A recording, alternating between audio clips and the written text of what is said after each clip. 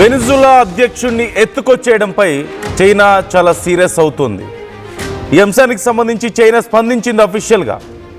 Nicholas మదురోను ఆయన భార్యను America నిర్బంధించడంపై తీవ్ర ఆగ్రహం వ్యక్తం చేసింది. ఏ దేశం కూడా ప్రపంచ పోలీస్ కాదంటూ వ్యాఖ్యానించింది. అమెరికా చర్యను వ్యతిరేకిస్తున్నామంటూ చైనా చెబుతోంది.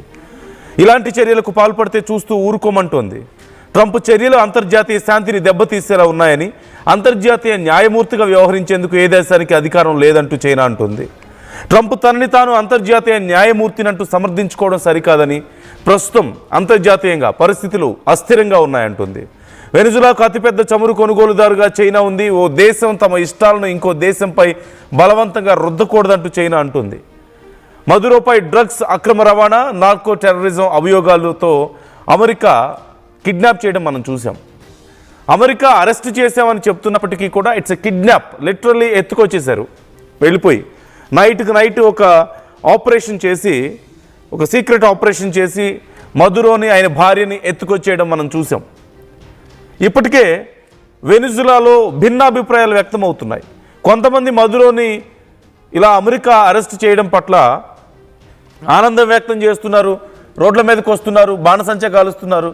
మరికొంతమంది ఆవేదన వ్యక్తం చేస్తున్నారు. అక్కడ జరుగుతున్నటువంటి పరిణామాలకు నిరసిస్తూ అమెరికా జెండాలను కాల్చేస్తున్నారు. సో ఇది ఒక పక్క పరిస్థితి మనం చూస్తున్నాం.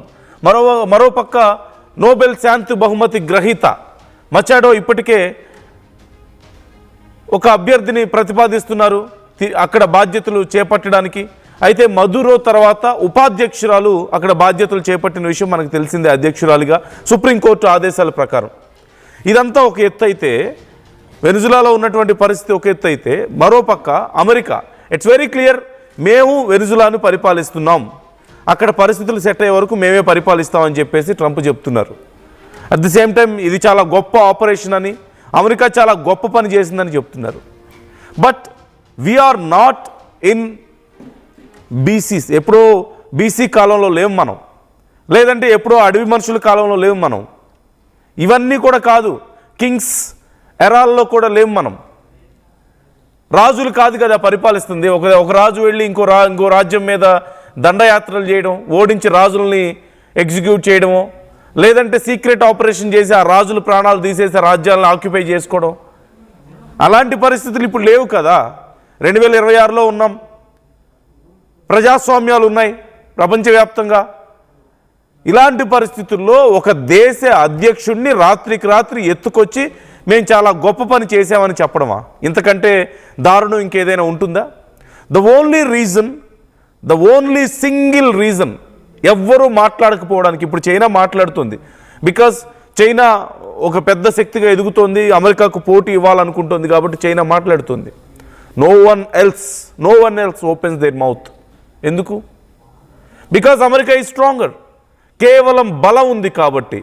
సో ఇది ఇక్కడ నీతి ఒక్కటే. ఇక్కడ ప్రజాస్వామ్యాలు అనేవి కేవలం చెప్పుకోవడానికి, రాసుకోవడానికి చాలా గొప్పగా కనిపిస్తున్నాయి తప్ప రియాలిటీ ఈజ్ వెరీ డిఫరెంట్. ప్రజాస్వామ్యాలు ఇక్కడ పనిచేయడం లేదు. అంతర్జాతీయ కోర్టులు, లేదంటే అంతర్జాతీయంగా అన్ని దేశాలు కలిసి కొన్ని కమిటీలను ఏర్పాటు చేసుకోవడాలు, ఎవ్రీథింగ్, నథింగ్ వర్క్స్ హియర్. కేవలం బలం మాత్రమే పనిచేస్తుంది. ఇంకా ఆటవిక సమాజంలో ఏదైతే రూల్స్ ఉన్నాయో అంతర్జాతీయ సమాజంలో కూడా అవే రూల్స్ ఇప్పుడు అప్లై అవుతున్నాయి. బలం ఉన్నోడిదే రాజ్యం. No one is talking about this, including India. భారతదేశంతో సహా ఎవ్వరూ మాట్లాడడం లేదు. ఎందుకని? బలం ఉన్నోడిదే రాజ్యం, బలం ఉన్నోడిదే అవకాశం. ఏం చేసినా ఎవరు మాట్లాడరు. ఇప్పుడే ఉంది, ఎప్పటి నుంచో అమెరికా విషయంలో జరుగుతుంది అదే. లిబియాలో గడాఫీని అక్కడ ఎగ్జిక్యూట్ చేసినా ఎవరు మాట్లాడలేదు. ఇరాక్లో సద్దాం హుసేన్ ఎగ్జిక్యూట్ చేసినా ఎవరు మాట్లాడలేదు. ఈజిప్ట్ని నాశనం చేసినా ఎవరు మాట్లాడలేదు.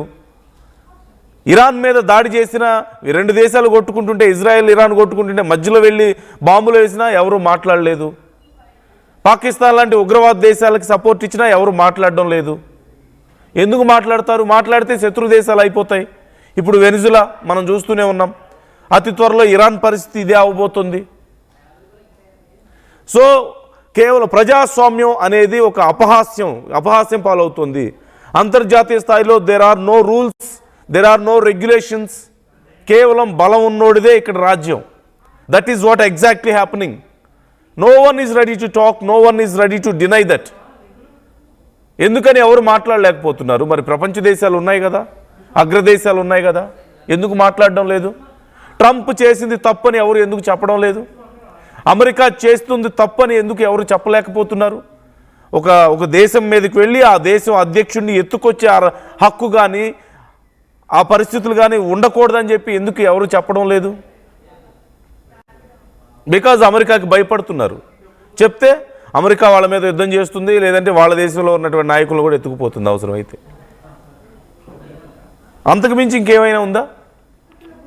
సో మొత్తం మీద ఇప్పుడు చైనా మొత్తానికి నోరు తెరిచింది. రష్యా ఈ విషయాన్ని చాలా సీరియస్గా పరిగణలోకి తీసుకుంది.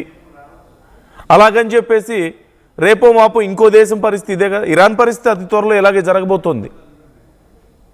ఇరాన్లో అతి త్వరలో అక్కడ సుప్రీం లీడర్ని ఖమేనీని ఎత్తుకుపోయినా పెద్దగా ఆశ్చర్యపోవాల్సిన అవసరం లేదు.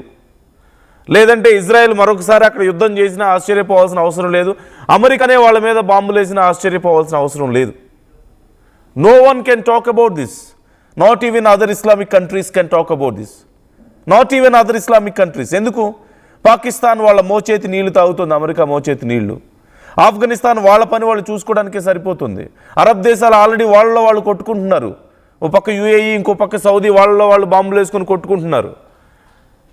ఇప్పుడు ఇరాన్ పరిస్థితి వచ్చింది. ఇస్లామిక్ కంట్రీస్ ఏమీ మాట్లాడలేని పరిస్థితి, వాళ్ళలో వాళ్ళకే సిచ్యువేషన్స్ బాగలేవు.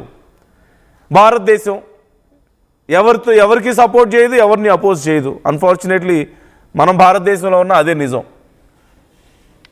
ప్రతిదానికి న్యూట్రల్ స్టాండే మనం తీసుకుంటాం.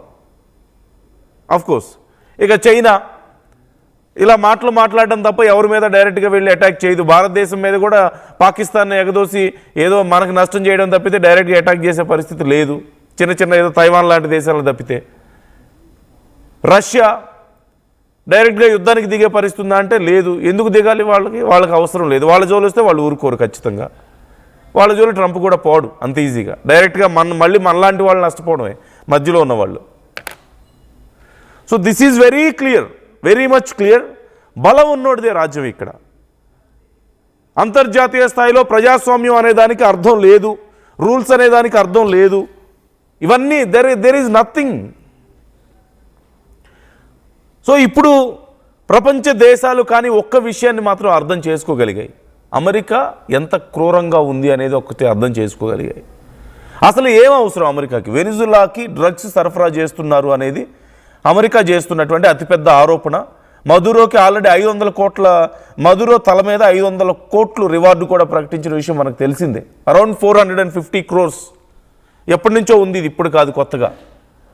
కానీ దానికి సంబంధించి ఏ ఒక్క ఆధారాన్ని ఇప్పటి వరకు చూపించలేకపోయింది. అక్కడ ఉన్నటువంటి కొన్ని ఆర్గనైజేషన్స్, వెనిజులాలో ఉన్నటువంటి కొన్ని ఆర్గనైజేషన్స్ పేర్లు చెప్పగలుగుతున్నాయి తప్పితే మదురో మద్దతు వాటికి ఉందని చెప్తున్నారు తప్పితే డైరెక్ట్గా మదురో ఇన్వాల్వ్మెంట్ ఉందని ఎవరు చెప్పలేకపోతున్నారు. There are no evidence, there is no evidence for that. ఇప్పటికీ అమెరికా చూపించలేకపోయింది. రెండోది అతిపెద్ద కారణాన్ని ఏం చూపించింది? అమెరికాకి నష్టం చేసే లేదంటే అతి ప్రమాదకరమైనటువంటి ఆయుధాలను కలిగి ఉన్నాడని. ఏం ఆయుధాలు కలిగి ఉన్నాడు? వాటికి సంబంధించి ఏమైనా ఆధారాలు ఉన్నాయా? లేవు. ఇవే వెనిజులా అధ్యక్షుడి మీద ఉన్నటువంటి అమెరికాకు ఉన్నటువంటి అభ్యంతరాలు ఇవే. కానీ వాట్ ఈస్ ద రియాలిటీ అంటే ఇప్పటికే మనం చూసాం కదా. కమలా హ్యారిస్ ఇప్పటికే ఒక ట్వీట్ చేశారు, చాలా సందర్భాల్లో ప్రకటించారు. అక్కడ ఉన్నటువంటి రాజకీయ నాయకురాలేగా, ఆయన ప్రత్యర్థే కదా, డైరెక్ట్గా తను ప్రకటించారు కదా. It's all for oil, not for drugs, not for any other weapons, just for oil అని చెప్పారు కదా. అండ్ అఫ్కోర్స్ ప్రపంచ దేశాలన్నిటికీ తెలుసు, ఇక్కడ ఏం జరుగుతుందనేది. ఇదంతా డ్రామా అని తెలుసు, కానీ ఎవరు మాట్లాడరు. ఇదంతా డ్రామా అని తెలుసు. సహజంగా మనం కొన్ని రకాల కథలు వింటూ ఉంటాం కదా, ఇలాంటిదే. అంటే ప్రపంచంలో అందరూ చూస్తున్నారు, ట్రంప్ చేతిలో ఉంది గన్ అని తెలుసు, కానీ ఇది గన్ కాదు, ఇట్ జస్ట్ ఏ బనానా అని చెప్పి ట్రంప్ చెప్తున్నాడు. And everybody is nodding their heads. అందరూ తలలూపుతున్నారు గొర్రెల్లాగా. That is what exactly happening. అదే జరుగుతుంది అమెరికా విషయంలో, ట్రంప్ విషయంలో జరుగుతుంది అదే. నా చేతిలో ఉంది AK-47 కాదు జస్ట్ బనానా అని చెప్తున్నాడు. అదే AK-47 కావాల్సిన వాళ్ళు కాల్చుకుంటూ పోతున్నాడు. And no one is there to talk about it. No one raise their voice. So called democracy, so called international laws, so called international courts, ఎవ్వరు ఏమీ లేదు, నథింగ్. ఇట్ జస్ట్ ఇప్పటికీ కూడా పని చేస్తుంది ప్రపంచవ్యాప్తంగా. దీన్ని చూస్తే ఒక్కటే మనం అర్థం చేసుకోవాల్సింది, everybody should understand only one thing, that బలం ఉన్నోడిదే ఎప్పుడైనా సరే రాజ్యం. No rules, no regulations, no laws, there is nothing. Simply బలం ఉన్నోడు ఏది చెప్తే అదే జరుగుతుంది. బలం, మహేష్ బాబు సినిమాలో ఒక డైలాగ్ ఉంటుంది కదా, యుద్ధం చేతగాని వాడే ధర్మం గురించి మాట్లాడతాడని. So there is no talking. Bharatadesam ఎన్ని నీతి సూక్తులు వల్లవేసినా, లేకపోతే ఇంకే దేశం ఎన్ని వల్లవేసినా, రేపో మాపో ఇంకో దేశానికి ఇదే గతి పడుతుంది. అతి త్వరలో ఇరాన్కి పట్టే అవకాశం ఉంది. And still no one talks about it. ఇండియాని అంత ప్రెజర్ చేస్తే మాత్రం ఏం మాట్లాడగలిగాం? మన అంతర్జాతీయ అంశాల గురించి మాట్లాడి, మన ఫైటర్ జెట్స్ కూలిపోయాయని చెప్పేసి, మనది డెడ్ ఎకానమీ అని చెప్పేసి, మన కంపెనీలు రావద్దని డైరెక్ట్గా మాట్లాడినా, మన భారతీయుల మీద అక్కడ ఎంత ప్రెజర్ చేసినా, nothing we can do about that. There is nothing. Simple. ఇంకా మనం ఆటవిక సమాజంలోనే ఉన్నాం. అవే రూల్స్ ఎప్పటికీ అప్లై అవుతాయి. So try to comment your opinions also ఈ అంశానికి సంబంధించి.